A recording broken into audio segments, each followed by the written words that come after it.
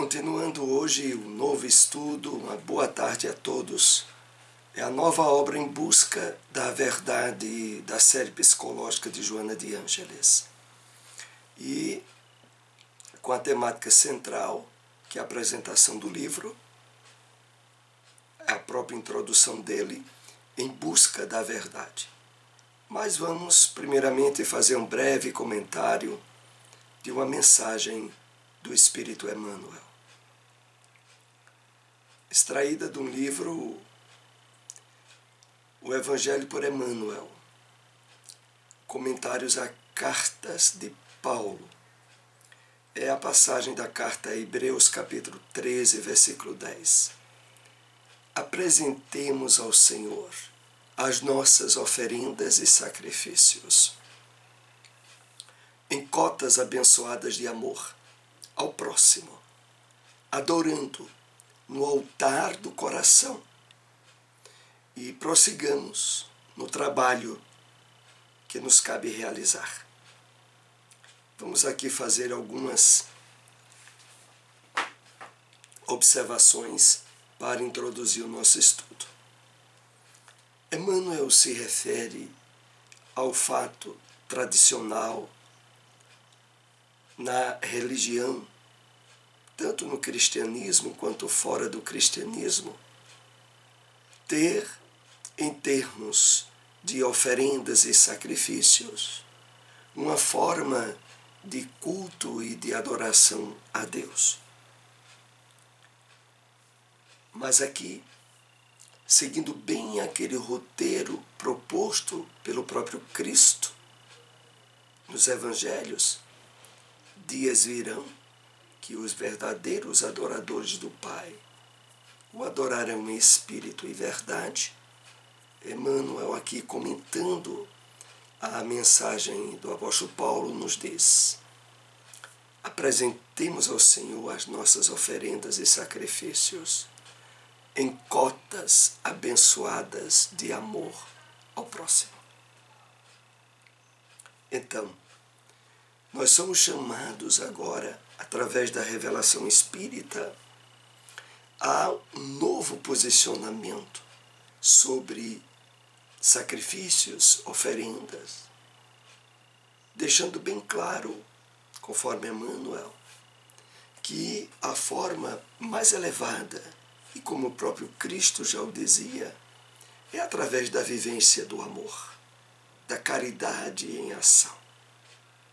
E ele diz assim: em cotas abençoadas de amor ao próximo, o adorando aqui, adorando ao Senhor, a Jesus, no altar do coração, e prossigamos no trabalho que nos cabe realizar.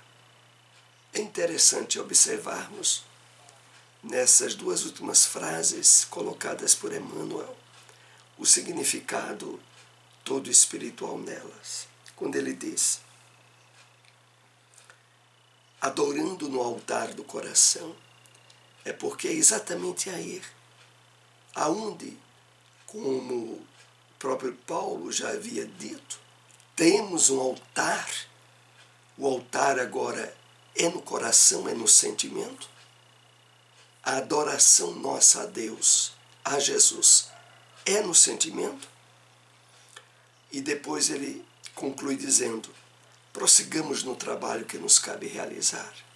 Exatamente porque nós somos chamados ao exercício de uma fé dinâmica, em ação, em trabalho, em atividade.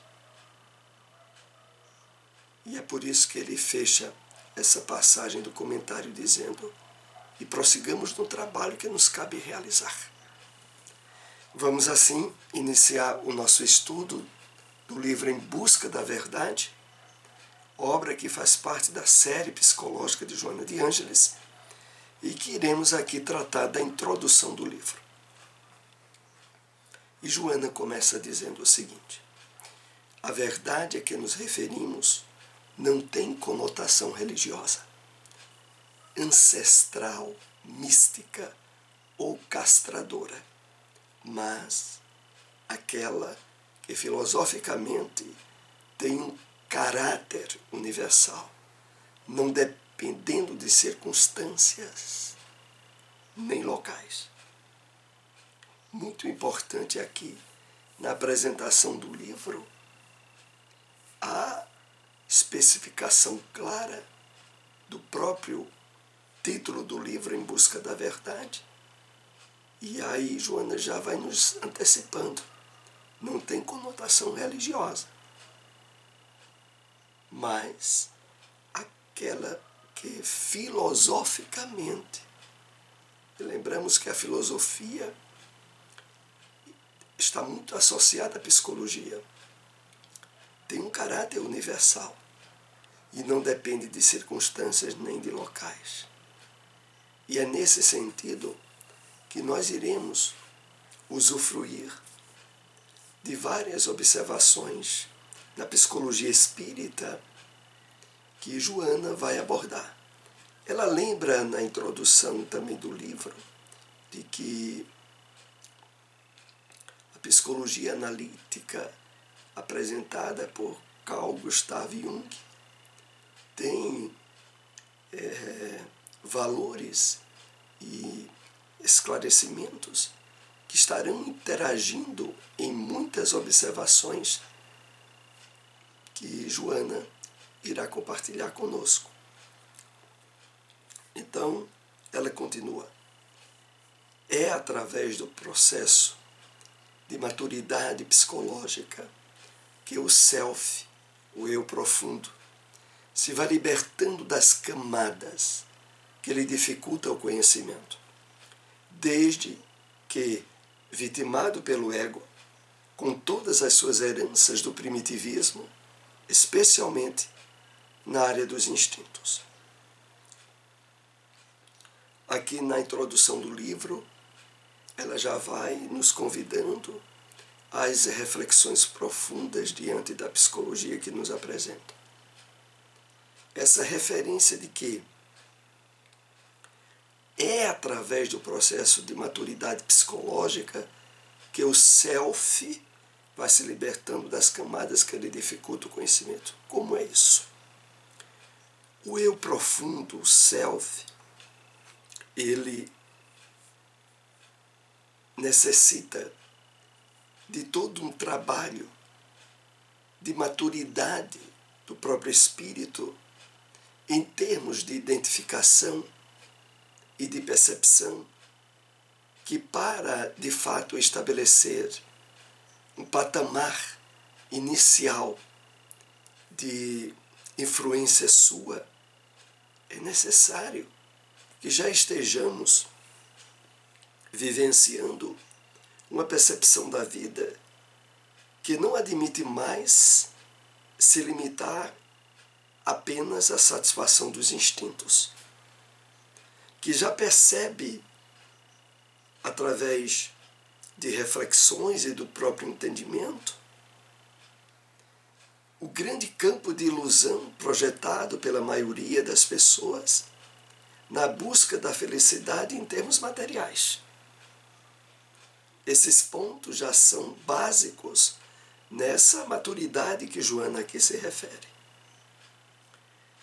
E então ela acrescenta, desde que vitimado pelo ego, porque quando o ego, através da intensa satisfação dos instintos e das necessidades físicas, sabotava qualquer início de desprendimento, de libertação, de percepção do próprio espírito, de outra realidade que não fosse a puramente material, ele tinha essa vitimização intensificada pelos valores puramente ególatras.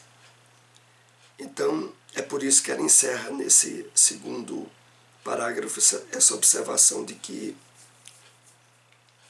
vitimado pelo ego em todas as suas heranças do primitivismo, ainda hoje, nós que estamos despertando para os valores espirituais da vida, para o estabelecimento de convicções em termos de mortalidade da alma, temos que direcionar um cuidado especial ao autodescobrimento, à percepção do eu, do self, para, paulatinamente, não sermos vítimas de acessos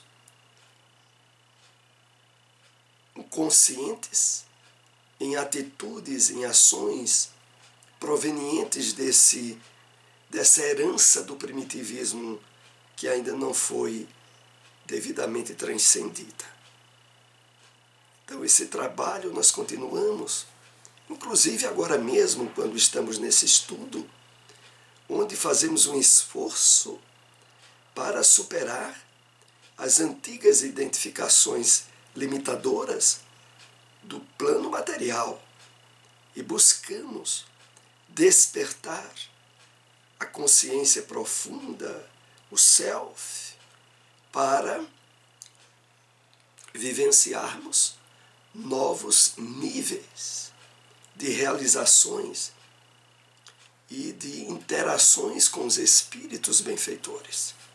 Prossigamos. É através da intuição, do insight, que se logra o apercebimento da unidade, da origem da vida e da sua fatalidade de retorno à mesma, mantendo, no entanto, a individuação conquistada a longo esforço. Então é nesse ponto em que nós nos encontramos, aonde o apaziguamento das nossas criações mentais, a sua harmonização, a nossa pacificação interior, a harmonia no nosso campo emocional, vai criando o campo propício ao melhor desenvolvimento da intuição, do insight, que são aquelas ideias provenientes de interferências espirituais e que, como voltando aqui o texto diz, que se logra o apercebimento da unidade. Esse apercebimento da unidade, Joana aqui se refere a estados de conexão espiritual elevada que às vezes temos, mesmo que seja de forma rápida, mas que nos dão aquela ideia de abarcamento do conjunto, da própria vida. E percebemos, mesmo que de uma forma rápida, o encadeamento maravilhoso das leis divinas a nos possibilitar, através do processo evolutivo, a aquisição plena da consciência, como também, mesmo estando encarnados, usufruir esses estados de consciência alterada, sem que seja exatamente pelo sono, mas pela meditação, pela reflexão profunda, aonde podemos acessar níveis de entendimento e de percepção da vida e da realidade que antes não tínhamos. É claro que para isso é imprescindível estarmos trabalhando adequadamente a harmonização interior, o espontâneo equilíbrio do nosso campo de emoções, de sentimentos, aonde passamos a nos sentir espíritos que dirigem, que conduzem as ideias, os pensamentos, os objetivos da vida, sabendo separar aquilo que às vezes lhe vem de fora, em termos de influências, daquilo que realmente é a nossa identificação maior. Por isso ela diz aqui mais adiante, mantendo, no entanto, a individuação conquistada a longo esforço. Exatamente, porque não significa de maneira nenhuma o despertamento do self como a perda da nossa individuação. Certamente a perda do personalismo, que está muito associada aos valores do ego e do egoísmo. Mas há uma preservação das nossas conquistas íntimas que vão se projetando ainda para um futuro que não temos noção definido. Então, mantendo, no entanto, a individuação conquistada a longo esforço.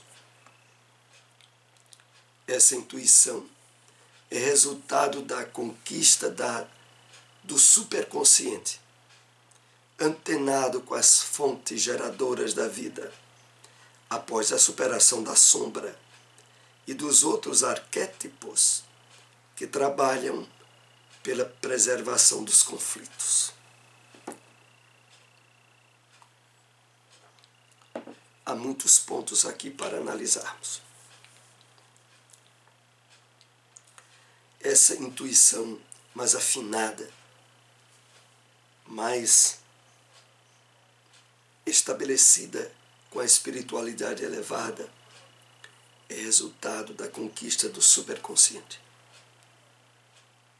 E aqui há uma referência de Joana, àqueles 3 níveis, padrões da consciência humana, inclusive enfocados naquele livro, no Mundo Maior, no capítulo referente à casa mental. Nós temos o subconsciente ou inconsciente, que é o arquivo das nossas experiências reencarnatórias. Nós temos o consciente, que é voltado para as nossas atitudes do dia a dia, das nossas ações, aonde interagimos. E temos o superconsciente, que é o conjunto de possibilidades que trazemos intrínseco em nós e que nos ligam ao divino, ao espiritual profundo. Na medida em que nós vamos trabalhando essa intuição associada aos espíritos benfeitores, vamos conquistando degraus para a superconsciência. Por isso ela diz mais adiante: após a superação da sombra e dos outros arquétipos. Porque enquanto nos sentirmos submetidos a conflitos íntimos, a estados alterados da emoção, aonde muitas vezes nos percebemos ainda sendo tomados por emoções ou sentimentos conflitivos com a nossa realidade, nós ainda não teremos feito a suficiente transcendência dos estados conflitivos e tormentosos que trazemos do passado. Claro, aqui é preciso fazer uma definição. Alguém, por exemplo, que é portador de mediunidade ostensiva e pode, através da sintonia com um espírito que está trilhando emoções de tristeza, de descontrole, perceber-se envolvido por aquelas emoções. Mas isso não impedirá de fazer a discriminação entre o que pode estar sentindo de origem externa e os seus verdadeiros estados emocionais, estabelecidos agora no Evangelho do Cristo, e que lhe dá tranquilidade e paz íntima. Então, só após a superação da sombra e de outros arquétipos que trabalham pela preservação dos conflitos, esses arquétipos que são modelos, diríamos assim, modelos genéticos, hereditários do nosso passado, que associou-se a condicionamento, a hábitos, que não admitimos mais ter,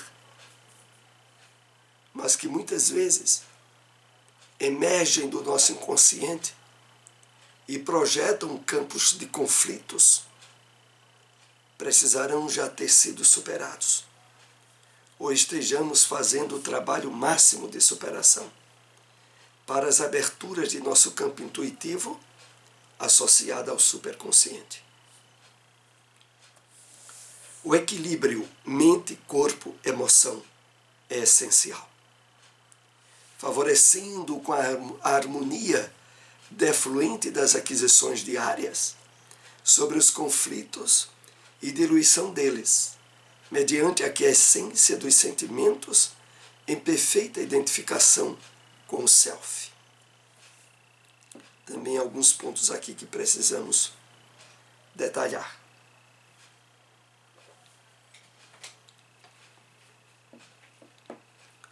O aprimoramento ideal do nosso campo intuitivo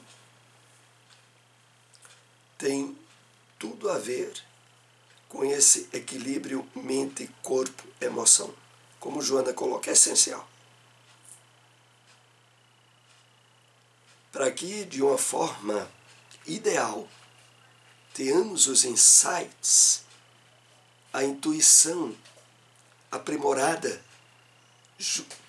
em relação aos espíritos benfeitores, é necessário que haja um equilíbrio em nós entre mente, corpo e emoção. E Joana prossegue dizendo, favorecendo com a harmonia defluente das aquisições diárias sobre os conflitos e diluição deles. É por isso que dia a dia nós somos chamados ao trabalho do discernimento, da aquisição,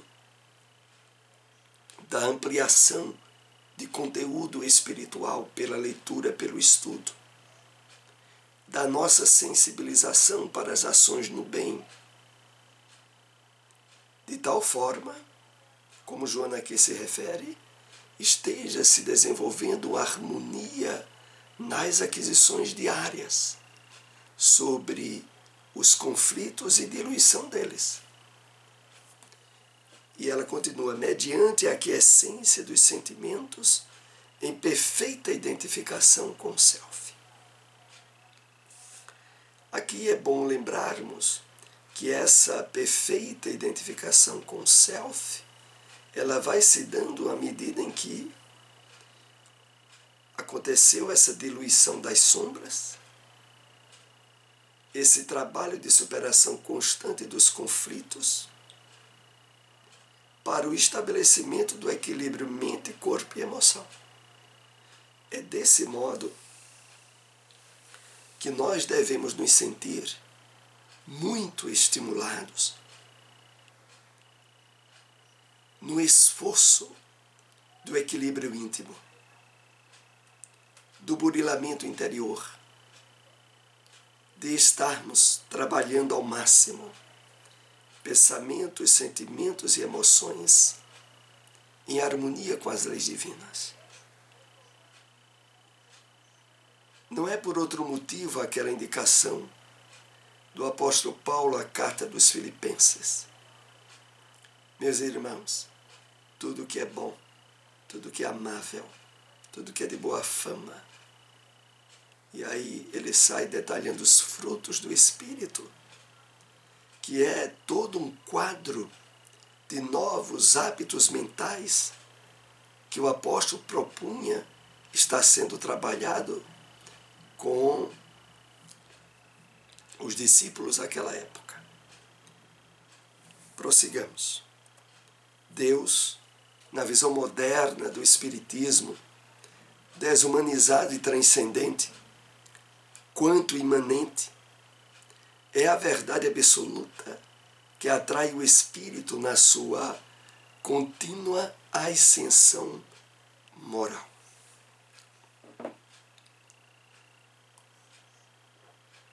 Essa referência Deus desumanizado e transcendente. O desumanizado é deixando de termos aquela visão antropomórfica de um Deus à semelhança do homem.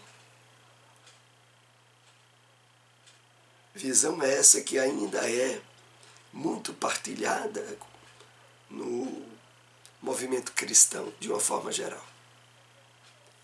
Mas na visão espírita, nós somos convidados a trabalhar outra percepção. Então, desumanizado e transcendente. Transcendente está acima e transcende todas as concepções humanas. Quanto imanente a presença de Deus em termos de atuação, de realidade, é trabalhado na revelação espírita de uma forma muito intensa.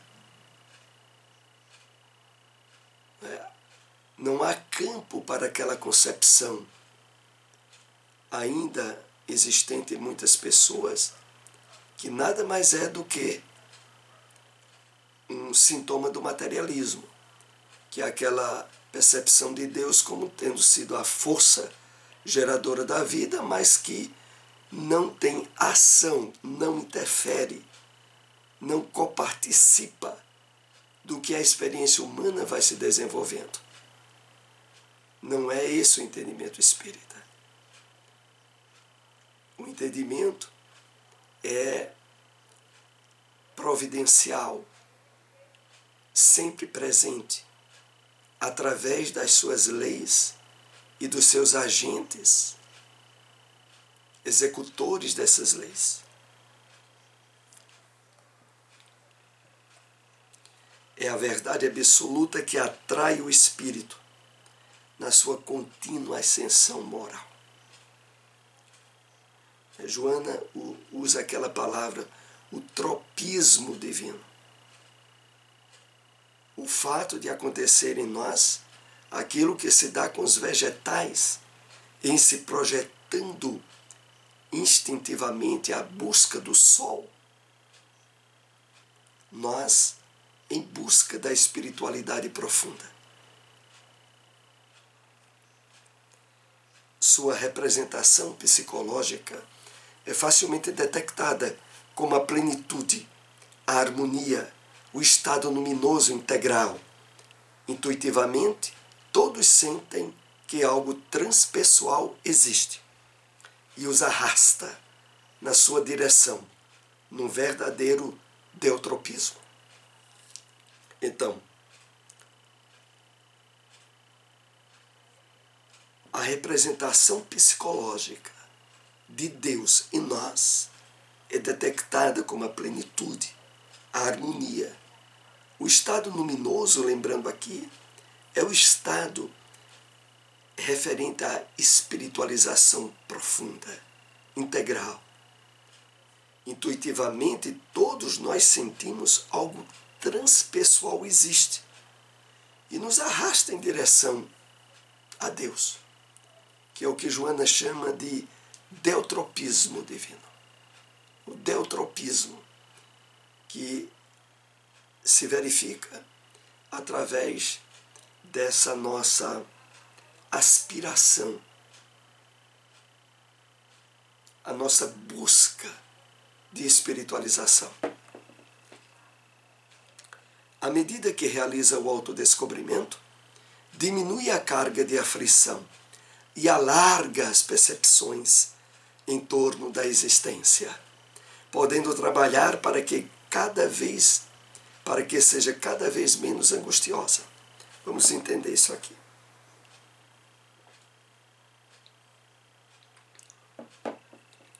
Então, o processo de autodescobrimento a que nós somos tão estimulados a realizar, na medida em que ele vai se delineando, nós vamos nos percebendo como espíritos imortais.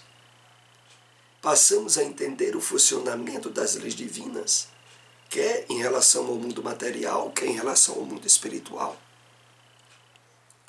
Então diminui com isso a carga de aflição.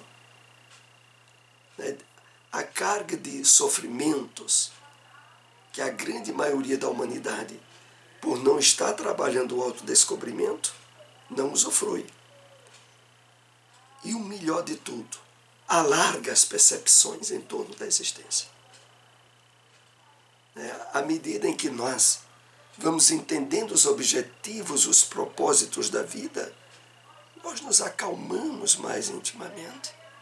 E isso abre o nosso campo de percepção, de intuição, podendo trabalhar para que seja cada vez menos angustiosa a experiência no corpo.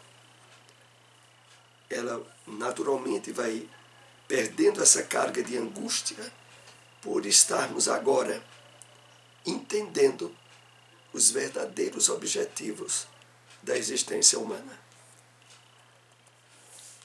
O ego desarma-se e contribui em favor da solidariedade e da compaixão. Passos que denotam a presença do amor na psique, na emoção, favorecendo o self com a legítima compreensão da realidade. É a consequência natural. À medida que o eu profundo vai sendo desperto, o self, o ego desarma-se. Nós passamos a saber discriminar e perceber tudo aquilo que não é mais valor, não é mais objetivo na nossa vida. E isso contribui em favor da solidariedade, da compaixão. Passos que denotam a presença do amor na psique e na emoção. É uma verdade consequente. Diminuído a carga de imposição do ego, que se dá sobretudo na busca da satisfação mais intensa dos instintos, a sede da água do mar, que quanto mais se bebe, mais se tem sede. Superado essa fase, afloram, por consequência natural, os valores do amor e da emoção elevadas, provenientes das sementes divinas que estão dentro de cada um de nós. E fechando, Joana diz, favorecendo o self com a legítima compreensão da realidade.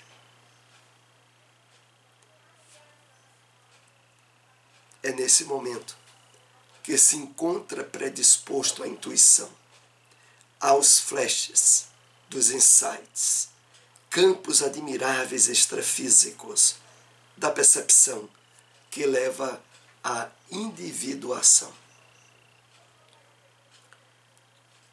É muito importante refletirmos aqui a maravilha da consequência do trabalho espiritual que façamos conosco mesmos. Porque na medida em que, e aqui Joana deixa isso muito bem claro, acalmamos-nos intimamente, nos tornamos mais dóceis às orientações, aos conselhos dos espíritos benfeitores. E aí, a predisposição à intuição, esses flashes dos insights, dos campos admiráveis extrafísicos, eles irão se dar naturalmente e é uma experiência pessoal, individual, que cada um de nós passará naturalmente a ter.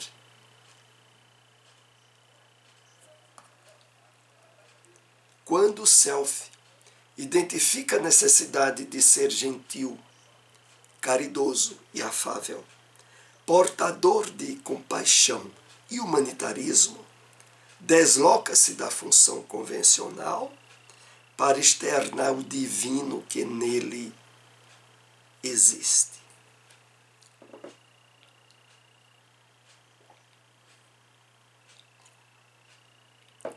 Então, esse deslocamento da função convencional, que é a função aonde a ausência de princípios espirituais e de entendimento da vida de uma forma plena, quase que como mutilaria as possibilidades do self. Mas agora, através desse trabalho que estamos tendo conosco mesmos, através da aproximação do Espiritismo e agora da psicologia de Joana, nós nos candidatamos a esse objetivo profundamente felicitador de já durante a encarnação vivenciarmos estados de consciência, de vivência do bem e do amor,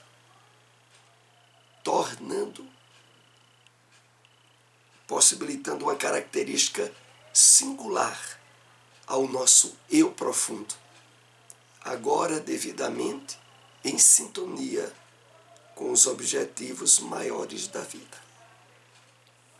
Então esse é o primeiro encontro nosso sobre essa nova obra em busca da verdade que estamos compartilhando nesse estudo, voltando aqui à capa da obra, e que deixamos aqui lembrado, é um livro muito importante a leitura, encontra-se também na nossa livraria da Fraternidade Espírita Bezerra de Menezes, em Caruaru. Essa obra também tem um abatimento especial sobre o preço da editora, mas deixamos aqui um enfoque, porque durante esses estudos nós apenas tratamos de alguns parágrafos que nos chamou mais atenção. A leitura integral da obra, que é o mais importante, é a proposta nossa de incentivo àqueles que nos acompanham. Até o próximo estudo, uma boa tarde. Se possível, compartilhem essas informações.